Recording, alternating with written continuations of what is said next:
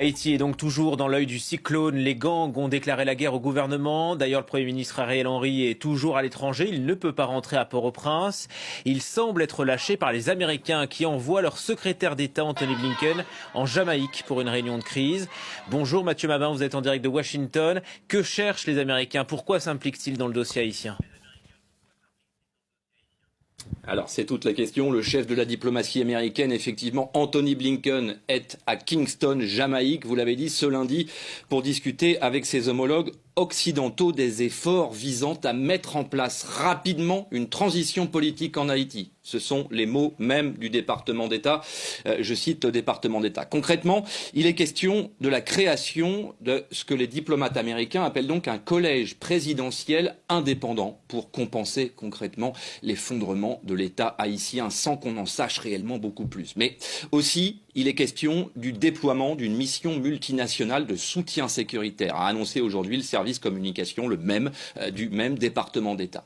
Le déplacement du chef de la diplomatie américaine, on le sait maintenant, est consécutif évidemment à l'évacuation totale de l'ensemble des chancelleries occidentales en Haïti, ce qui signifie que les représentations diplomatiques, qui pouvaient participer à tenter d'endiguer le désastre dans les rues de Port-au-Prince, ces représentations diplomatiques sont aujourd'hui réduites à leur plus strict appareil grâce à l'implication du personnel local, mais un personnel qui est lui-même mobilisé par sa propre sécurité, évidemment. Vu de Washington, en tout cas, Haïti semble s'enfoncer inexorablement, un peu plus encore dans une crise qui avait pourtant laissé penser ces derniers temps qu'elle avait déjà atteint son paroxysme. Il faut ajouter à cela l'embarras des chancelleries occidentales, les diplomaties américaines et françaises en tête, puisque ces dernières années, l'engagement de ces deux pays, qu'ils soient d'ordre humanitaire ou diplomatique, avait fini par être mal perçu par l'opinion haïtienne, majoritairement en tout cas, suffisamment pour que les pays occidentaux soient dissuadés aujourd'hui d'intervenir directement dans une crise qui revêt pourtant un caractère d'urgence. C'est vraiment le moins qu'on puisse dire en tout cas. Effectivement, merci beaucoup Mathieu pour ces précisions depuis Washington. Avec nous en plateau, Romain Lecourt-Grandmaison. Bonjour et merci d'être sur France 24. Bonjour. Chercheur au Centre de recherche Global Initiative. Vous avez passé 20 jours à Port-au-Prince, en Haïti, dans le cadre d'une mission. D'abord, ce que vous retenez, c'est le chaos humanitaire sur l'île. Je pense que ça vaut le coup, effectivement, de comprendre la situation sécuritaire. D'abord à travers le prisme humanitaire pour saisir l'urgence dans laquelle se trouve à la fois le pays mais surtout la capitale. Quand on parle de la crise haïtienne, la crise de sécurité en Haïti, on a tendance à parler d'Haïti en se référant principalement à la zone métropolitaine de Port-au-Prince qui est la plus touchée par la crise de violence actuelle et celle qui se déroule depuis plusieurs années maintenant.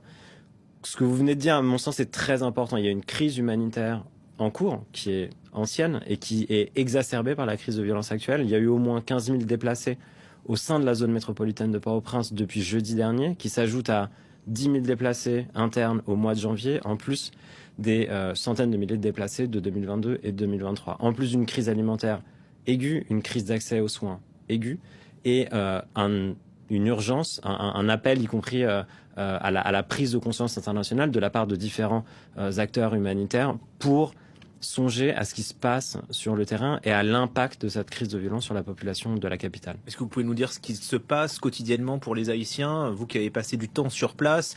Un témoin nous dit que la capitale est complètement paralysée, même pris en otage par les gangs. C'est ce que vous avez ressenti?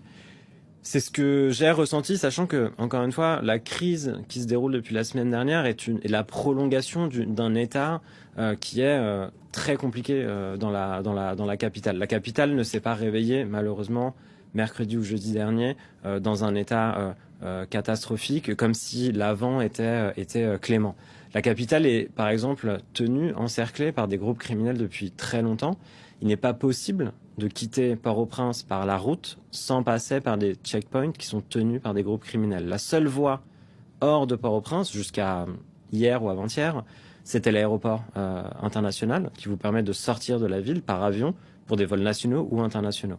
L'emprise des gangs, ensuite, elle est évidemment extrêmement forte sur les territoires qu'ils contrôlent directement. On parle de contrôle sur les populations, de règles imposées aux populations, de violences sexuelles commises en masse, de violations graves des droits de l'homme. de kidnapping, qui sont quasiment une industrie criminelle, vu l'ampleur du phénomène dans la capitale. Une pression sur les habitants très forte, qui sont pris en étau entre le pouvoir et le contrôle social qu'exercent les gangs, et la nécessité de travailler, se nourrir, se déplacer quand ils peuvent le faire. Donc vous avez, disons, un pays qui est un peu coupé en deux parties au moins, avec la capitale qui est son propre monde, et à l'intérieur de la capitale, on peut séparer probablement en trois sphères géographiques. Vous avez une zone rouge. On estime aujourd'hui que plus de 80% de la capitale est contrôlée par des gangs. Cette zone rouge est donc extrêmement étendue. Elle s'étend encore de jour en jour depuis la semaine dernière. Cette zone au sein de laquelle les gangs exercent un contrôle total. Une zone orange, pour le dire comme ça, qui est tendue, qui est entre, disons, une présence potentielle de gangs, des affrontements, et une zone dans laquelle les gens peuvent encore se déplacer normalement. Et une toute petite zone dite verte. Vous le dites, hein, ce n'est pas le premier jour de la crise en Haïti, crise humanitaire, crise politique. Maintenant, qu'est-ce qui se joue aujourd'hui? Puisque là, visiblement, les gangs se sont unifiés pour faire tomber le gouvernement Henry. La crise politique elle-même, elle aussi, a commencé il y a un petit moment maintenant. Ariel Henry, sans rentrer dans tous les détails, Ariel Henry est un président qui n'a pas été élu, qui est victime d'une crise de légitimité extrêmement forte. Il y a une série d'accords politiques qui avaient été passés. Il est Premier ministre. Il est Premier ministre, oui. Effectivement, et il cumule aussi aujourd'hui plusieurs postes ministériels. Il y a une série d'accords qui avaient été passés ces dernières années pour permettre déjà à l'époque une transition politique, laquelle transition politique jusqu'à maintenant prévoyait parfois qu'Ariel Henry reste au pouvoir, mais la plupart des options qui étaient mises sur la table étaient qu'Ariel Henry devait faire un pas de côté pour permettre une transition politique. Cette crise politique qui culmine aujourd'hui avec le fait qu'il ne soit pas dans le pays et qu'apparemment il ne puisse pas rentrer, forme la tempête parfaite, si vous voulez, entre le contexte social et économique qui est catastrophique, la crise politique qui est extrêmement aiguë, et la crise sécuritaire avec un déferlement de violence probablement sans précédent sur la capitale depuis la semaine dernière, qui est effectivement mené par des gangs et par les groupes qu'on voit à l'œuvre sur le terrain. Ariel Henry qui est toujours empêché de revenir à Port-au-Prince. Est-ce qu'on sait pourquoi? Parce que l'aéroport est tenu par les gangs? Alors on sait qu'il ne rentre pas. Il est parti la semaine dernière d'abord à un sommet de la CARICOM, puis à une négociation à Nairobi visant à mettre en place ou à continuer de mettre en place l'arrivée de la force internationale dans le pays. Une fois au Kenya, ensuite on a perdu sa trace, pour être tout à fait honnête, à partir du moment où les événements violents ont commencé. Apparemment il aurait été aux États-Unis ce week-end, il aurait tenté de rentrer en Haïti, il se trouve actuellement, selon, je répète ce que je lis dans la presse, à Porto Rico, où il se sentirait effectivement empêché de rentrer en Haïti, sans qu'on sache exactement si c'est lié uniquement aux conditions sécuritaires ou à partir de maintenant, une volonté, y compris de la part des États-Unis et de la communauté internationale, de faire en sorte qu'Ariel Henry ne soit plus Premier ministre et d'ouvrir une période de transition sans lui. Donc on ne sait pas très bien si il peut rentrer, il veut rentrer, il peut pas rentrer. Il ne veut pas rentrer, toujours est-il qu'il ne rentre pas. À quoi ça sert finalement de faire chuter le gouvernement? Vous le disiez, les gangs dominent sur Port-au-Prince puisqu'ils contrôlent 80% du territoire. L'État existe-t-il encore en Haïti? C'est toute la question finalement. Alors l'État existe, y compris parce que l'État existe en dehors de la capitale, bien sûr, et le reste du pays continue de vivre plus ou moins normalement, avec 1000 défis, mais plus ou moins normalement.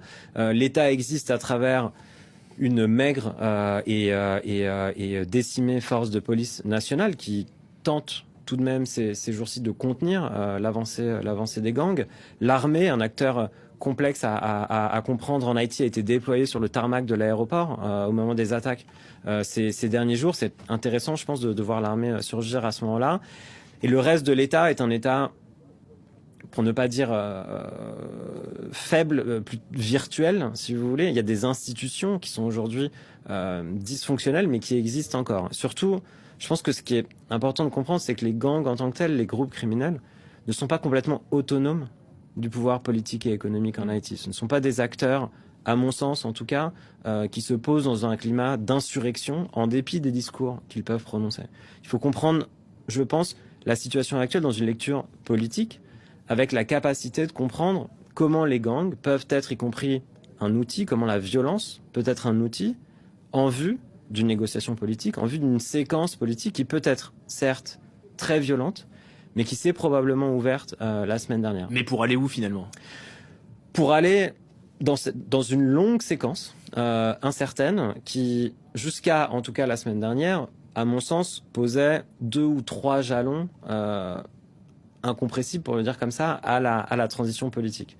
D'une part, l'arrivée de la force internationale qui a été votée, qui a été mandatée par le Conseil de sécurité des Nations Unies. Et qui est voulu par les Haïtiens ou pas? Qui est voulu par les Haïtiens. Par le peuple, je veux dire. Je pense que c'est compliqué de donner peut-être une réponse unanime. Je pense que la réponse que j'ai la plus entendue ces dernières semaines, c'est nous avons besoin de quelque chose. La police ne semble pas en mesure d'affronter et de faire reculer les gangs. Il nous faut quelque chose sur le terrain. Cette force peut être une des solutions.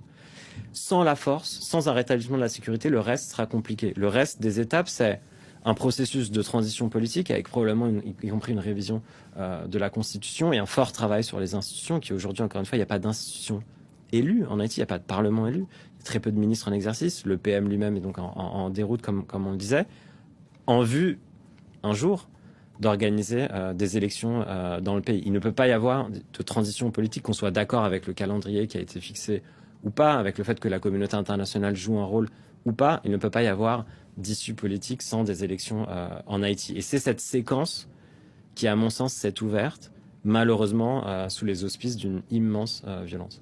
Merci infiniment pour votre décryptage et votre témoignage. Merci Romain Lecourt, grand